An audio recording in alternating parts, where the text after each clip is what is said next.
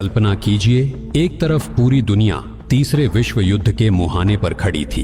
परमाणु विनाश की धमकियों ने आसमान में अंधेरा फैला दिया था और मानवता के अंत का काउंटडाउन शुरू हो चुका था। 7 अप्रैल 2026 को तत्कालीन अमेरिकी राष्ट्रपति डोनाल्ड ट्रंप की उस चेतावनी ने पूरी दुनिया को दहला दिया था। एक पूरी सभ्यता आज रात राख में मिल सकती है और फिर कभी वापस नहीं आएगी। मैं ऐसा नहीं चाहता, लेकिन शायद यही होने जा रहा है।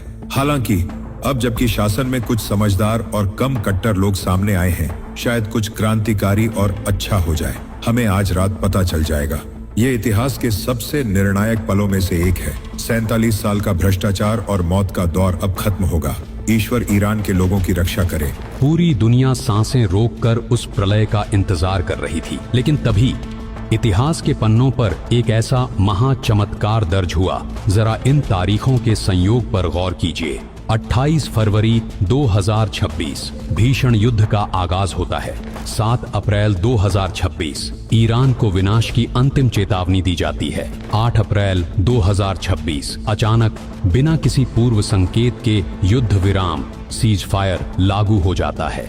10 अप्रैल 2026 शांति वार्ता की मेज सजती है।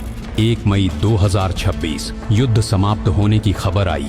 अब सवाल उठता है, आखिर ऐसा क्या हुआ कि अचानक विनाश का बढ़ता हुआ पंजा पीछे खींच गया? इसका सुराग मिलता है भारत की पावन धरती से। जिस दिन युद्ध छिड़ा यानी 28 फरवरी को, उसी दिन जगत गुरु तत्वदर्शी संत रामपाल जी महाराज ने 1, 2 और 3 मई 2026 के लिए विश्व शांति महाधार्मिक अनुष्ठान की घोषणा कर दी थी।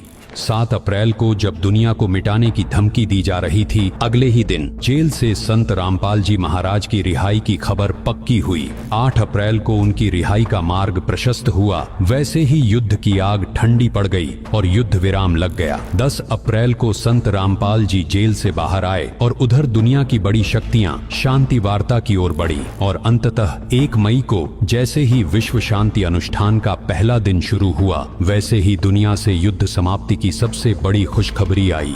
दर्शकों, यह कोई साधारण घटना नहीं है, बल्कि उस शब्द शक्ति का साक्षात प्रमाण है जिसे झुटलाना नामुमकिन है। अब दुनिया के महान विचारकों से एक सीधा सवाल है, क्या कोई साधारण इंसान जेल में बैठकर ऐसी सटीक तारीखें तय कर सकता है?